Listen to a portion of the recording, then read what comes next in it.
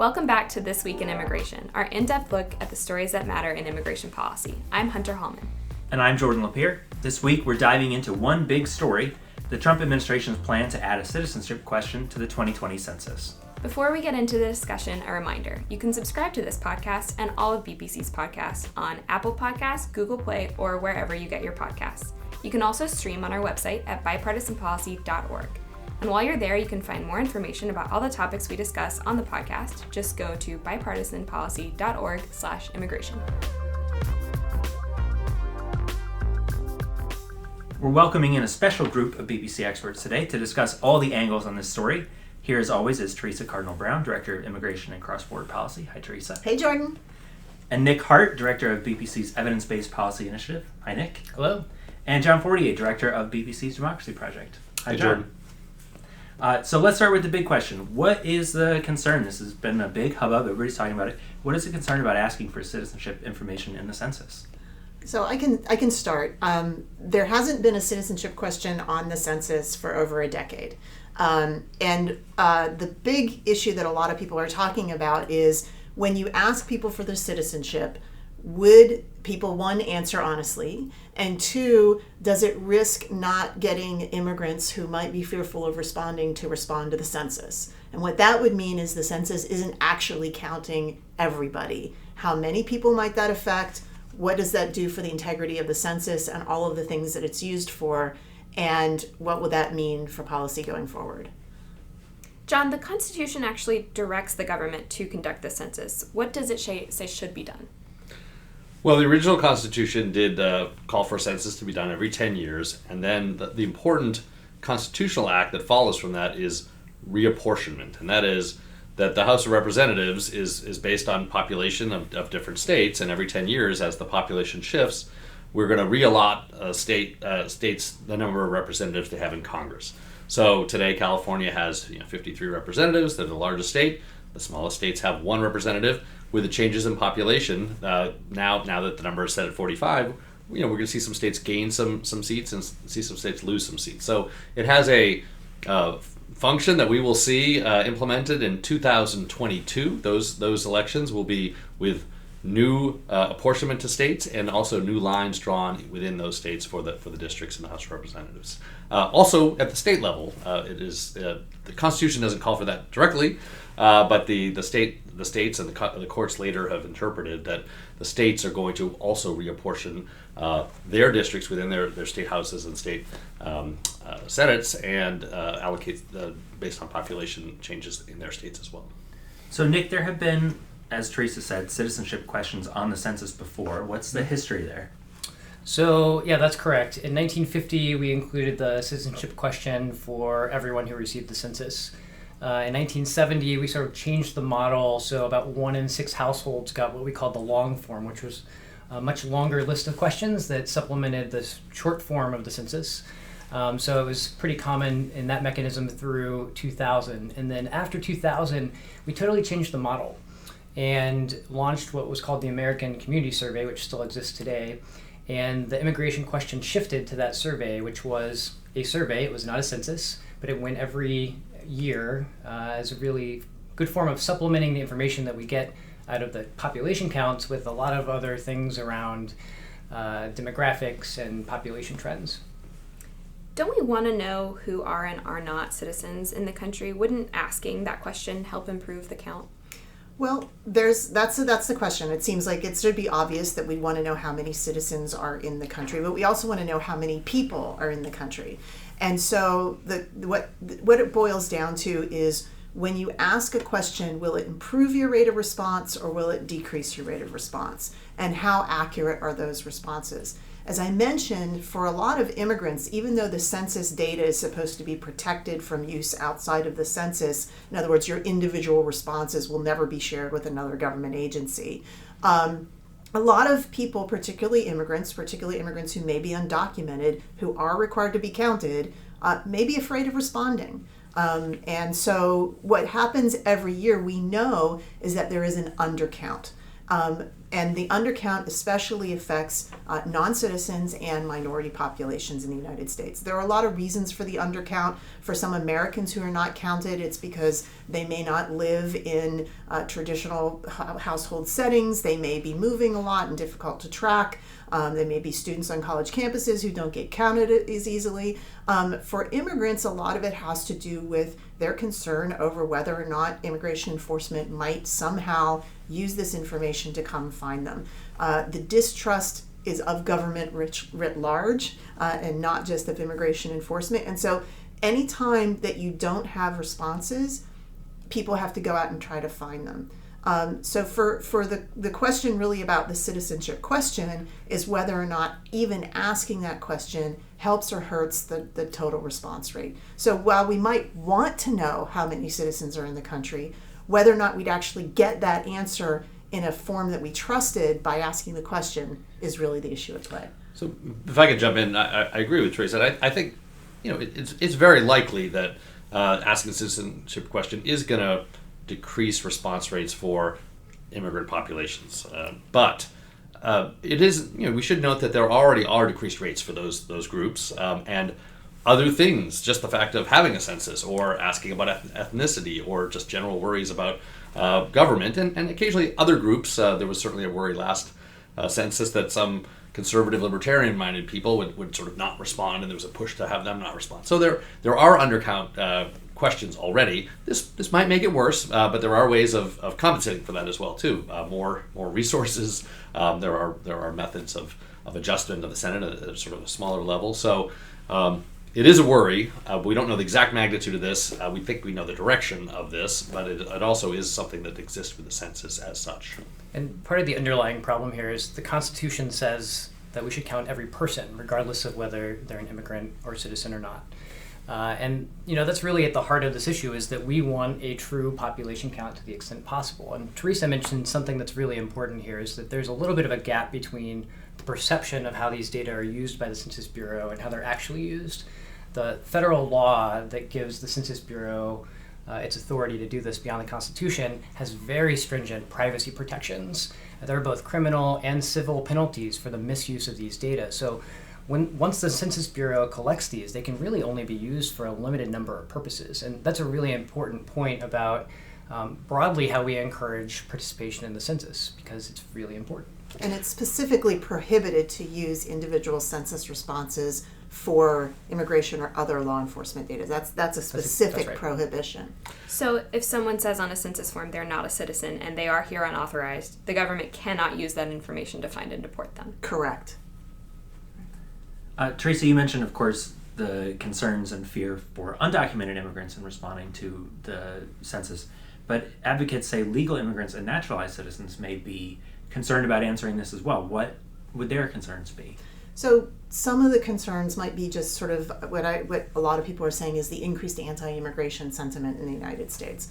But more specifically, for an awful lot of immigrants and naturalized citizens, they themselves have legal status and may well be naturalized, but they may have someone in their household who's undocumented, or someone they know in their family who's undocumented. And again, so those fears sort of carry over, if you will. In the 2010 census, there was actually an awful lot of effort by immigrant advocacy groups to encourage those people to be counted, to encourage all immigrants, undocumented or not, to be counted. There was a lot of going out into the communities and trying to educate people about the fact that it can't be used for immigration enforcement, why it's important that they be counted so that their communities can get money and services, all of those kinds of things. And it did reduce the undercount somewhat, but that kind of effort, both on the federal government side and by private actors, would have to be significantly mounted, I think, given the current tenor of the immigration conversation in the United States. We're going to take a quick break. When we come back, we'll discuss how the census actually works and why an accurate count is so important. Stick around. Momentum starts with finding consensus. The Bipartisan Policy Center works tirelessly to find common ground, but the effort doesn't stop there. We need you to keep that momentum going. Learn more about how you can support our work by visiting support.bipartisanpolicy.org.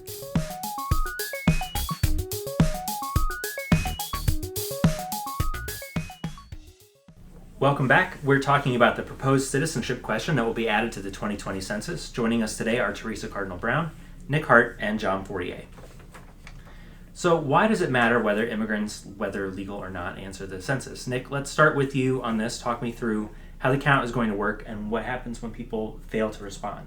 Sure. Well, the census is a massive undertaking of government every 10 years. The current census cost is approaching $16 billion, and that's not an insignificant sum. So a lot of that funding ultimately goes to making sure that we count every single household to the extent possible. This census is going to be the most modern that we've ever conducted. For the first time ever, we're bringing in a lot of geospatial information to make sure we know where all of the houses are. The enumerators, the folks that walk around and actually conduct the count when people don't respond, are going to have new tools, automated resources available to them in real time so they're not filling out forms by paper. And we're also going to encourage responses to be done by phone and on the internet for the first time. So hopefully, big picture, this makes the non-response follow-up a lot easier. However, as we've been talking about, the concern that folks don't respond because of perceptions about what happens with the immigration question, that drives up the cost potentially of non-response follow-up. So sending people to doors individually to find people is really, really expensive, and it's also really hard to do. So this has been one of the long-standing challenges in every census in terms of non-response follow-up, but it's also, because we want to have an accurate count, it's the most important part.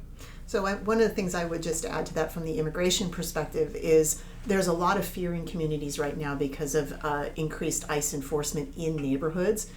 Immigrants are being told that if there is a knock on the door from a government agent, that they do not have to open that door unless there's a warrant.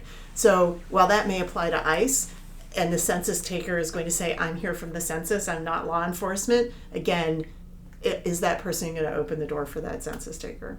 And that's important because technically we're all required to respond to the census. It's required by law. So it's illegal to not respond to the census? Technically it's illegal to not respond. What can happen to someone if they choose not to answer? Not really anything. I mean, it's against the law not to respond, but there's not an enforcement apparatus, really.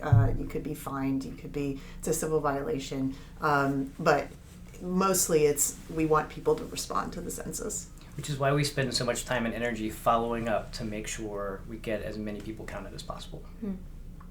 So, John, you mentioned earlier that the census data factors into the makeup of Congress. Is it important that congressional districts be drawn based on total population rather than just citizen population?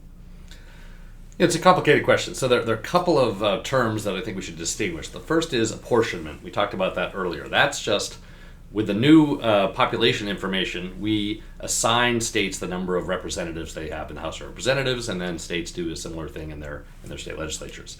Once that's done, you have to draw the districts. And the courts, since the 1960s, have been very strong about moving towards equal population in districts. At the federal level, it's with a couple of exceptions, it's really as equal as you can be, down to a vote if possible, so that within a state, all the districts are the same population.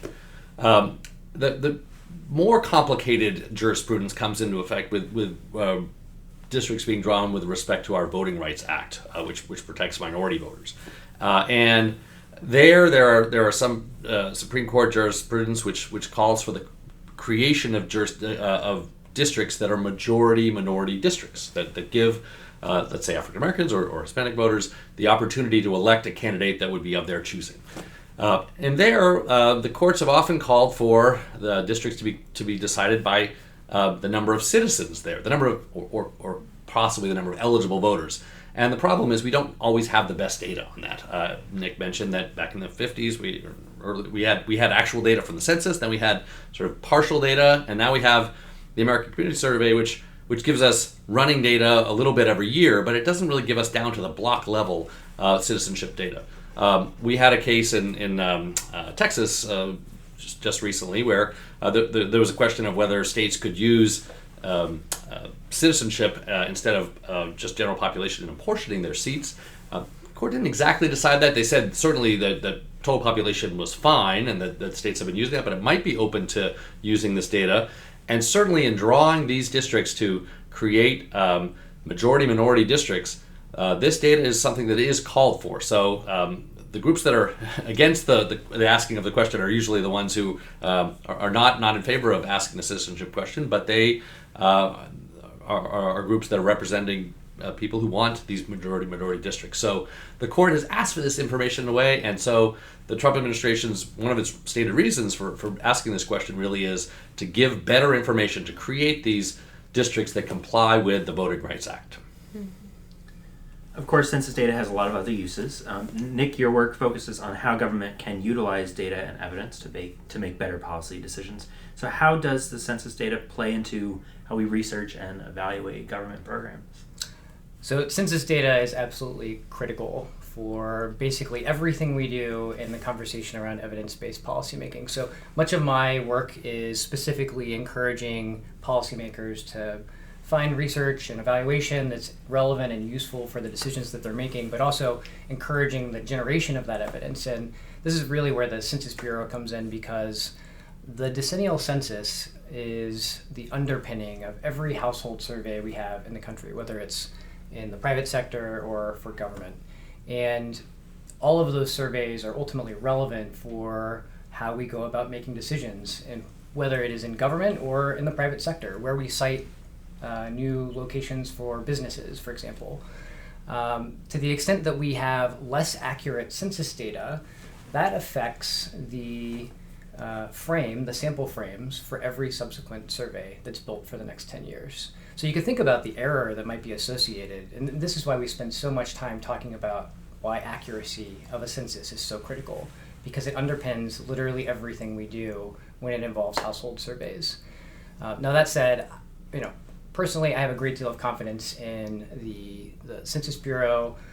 They are constantly working with other federal agencies to use some of their administrative data to bring it in to help evaluate programs. It's actually mentioned in the Trump administration's response. And one of the great things about the Census Bureau is that they take privacy and confidentiality seriously. And so to the extent they have data on individuals that contains personal information, they will always protect it. And they're, in fact, legally required to do so. So bringing it back to our main focus on this podcast to close out, Theresa, how does census data get used in immigration policy? So probably the biggest way that census data is used in immigration policy is in how we estimate the undocumented population in the country. So almost all estimates of the undocumented population, including the ones the government itself generates, start with the census. They start with the census and the actual enumeration of how many people are in the United States. And then they do something that's called the residual method. So what they do is they say, okay, census tells us how many people are in the United States. From immigration data, we can know how many people are legally in the United States. And somewhere, if we subtract that out, that remainder, that residual, is likely to be the unauthorized population or the undocumented population. So it all starts with that accurate census data. If the census itself doesn't include all of that immigrant population, documented and undocumented, once you start taking out what you have a less likely to be accurate estimate of the unauthorized population. So that's probably one of the major ways that the census is important in understanding what immigrants are in the country at any given time and who they might be. Beyond that, data from the household surveys and data from the census tells us a lot about who's in a household. One of the things that we have learned over the last 10 years, as I mentioned earlier, is a lot of legal immigrants live with undocumented immigrants. There are mixed status families. And how does that impact that household's income and what kinds of benefits they use? And those kind of things are also relevant for understanding immigration's impact on communities and the immigration policy. And last but not least, where immigrants are in the country matters. It matters for how members of Congress respond to needs in their communities where there's a lot of immigrants. It matters how those immigrants interact with the native-born people in those areas. Where are immigrants moving to? We can learn trends from where immigrants used to live to where they live now, where are they settling, where are they coming and going. All of that is really important information for figuring out what we want to do with our immigration policy moving forward. Okay, thanks to all three of you for being here and for filling us in on what's going to happen with the census.